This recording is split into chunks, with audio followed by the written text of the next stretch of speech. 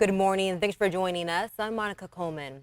We start this morning with breaking news out of LA. A gunman killed 10 people and wounded 10 others at a ballroom dance club following a Lunar New Year celebration. It has set off a manhunt for the suspect. The sheriff's department says that the wounded were taken to a local hospital and their conditions range from stable to critical. You're getting a live look at the scene right there.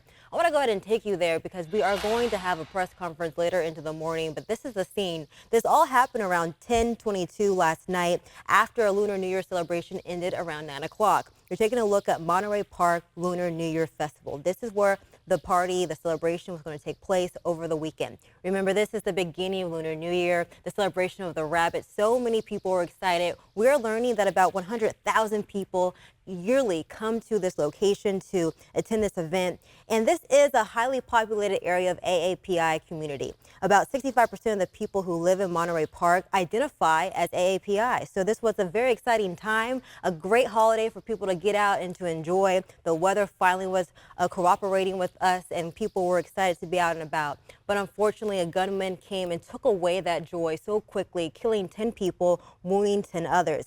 And it all happened just like this. The gunman came into the dance hall that you're looking at right now around 10:22, 30 minutes after this festival ended. Then he went into the dance hall where he shot people while they were inside, wounding 10 others, killing 10 people. So now we have 10 families this morning who are mourning their loved ones, trying to pick up the pieces. And another 10 families are waiting to hear whether or not their families are going to be okay, their loved ones. So we are going to continue to keep a live look at this. This is in LA County.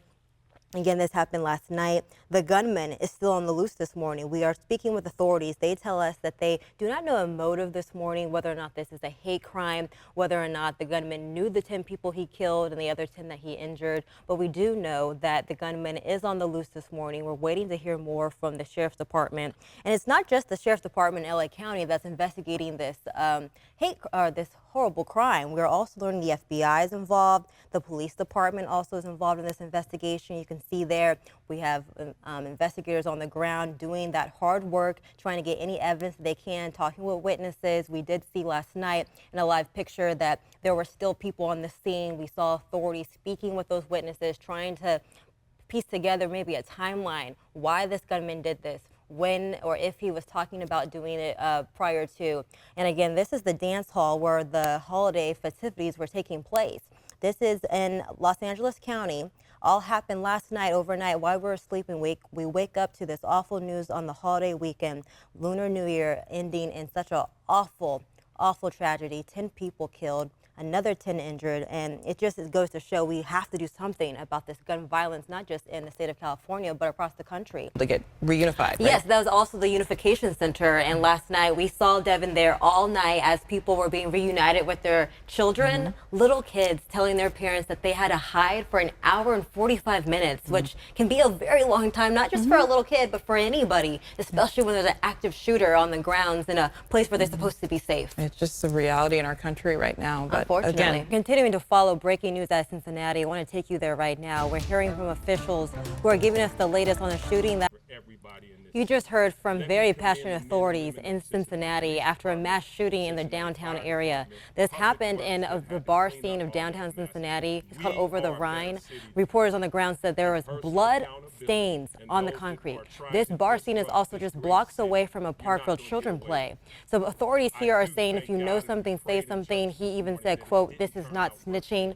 So they are passionate about having people in the community come forward if they know anything. We are learning now this morning that the shooter, the suspect, is still on the loose at this time. We know authorities did shoot at the suspect. We're not sure if shots were fired and made contact with that suspect, but we do know he is not in custody at this time. Again, a mass shooting happening this morning in Cincinnati in their downtown area near a bar scene. Bloodstains still on the ground this morning. There are multiple people injured. 9 people to be exact are injured in Cincinnati. We're going to continue to follow this developing breaking news in Cincinnati. Again, a mass shooting this morning in their downtown bar scene. We'll bring you the latest as we continue to get it. We're breaking into your regularly scheduled programming. We're reporting a mass shooting in downtown Sacramento. ABC 10's Luke Cleary is on the scene. Luke, where are you? What are you seeing? And what are you hearing? Look back out to you live. Can you show me that group of people again to your right? Go ahead and pan your camera. Who are those people? What is this group gathering? What are they saying? Luke, can you tell me what businesses are near you and what intersection you're at exactly so people know where to avoid and what area they cannot go to? Thank you, Luke, for that live report. We'll check back in with you shortly. We want to go now to what we're seeing on social media regarding this mass shooting. People who were there when the shooting took place have video that they shared with us. Take a look at this. It's from Twitter. 6 people were killed and 15 were injured, and this is the video that shows the moments that led up to the shooting at 10th and K Street just 3 hours ago. It may be hard to watch. What you're looking at right now is a group of people fighting in the streets right before shots rang out. You're hearing from witnesses who were there when the shots broke out. And if you're just joining us, the time is 6:22 and 6 people are dead and 15 people are injured after a mass shooting in downtown Sacramento. I want to go to Michelle Apon now. She has really the bullet points of how this all took place. Michelle. Conchetta, just to bring you some context, this is the neighborhood that's right across from Floyd Elementary School. You can see it's still a very active scene. There's a fire hose that's leading up to where this fire is taking place. You can see we are being asked to step back here. Just look up here. Look up here, Conchetta. You can see the firefighters are up inside. There's still some fire burning on that top story there, and firefighters are working to put those flames out. The water hose is now spraying. That's why they had us move back a little bit so that we wouldn't get hit by that water, but also not impede with their efforts to try to get these flames out. But you can see there's multiple people who live in these complexes. We saw people waiting outside in these freezing temperatures trying to figure out their next steps.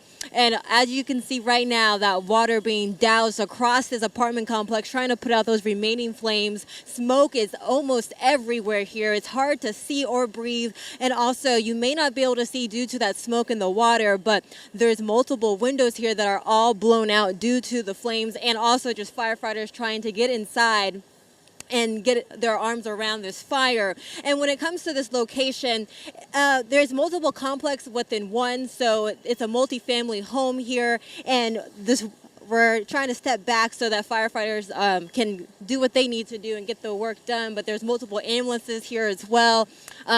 We heard one woman really just in fear for her pets. She did evacuate, but she wasn't able to get all of her animals with her. It does look like fire crews were able to get those flames out at the top story there, but smoke continues to fill the air in that top story and on the bottom floor. Also, looks like there's a kitchen area that also caught a flame. That's going to be on that first floor there where that open door is, if you can see that from our vantage point, Conchetta and Bria. But again, this neighborhood just woken up this morning with devastation. This fire completely taken out this apartment complex right across from Floyd Elementary School on this Monday, heading back to work, back to school. We're going to talk to fire officials here. They're giving me that look, so we're going to go ahead and get some more information from them. For now, sending it back to you.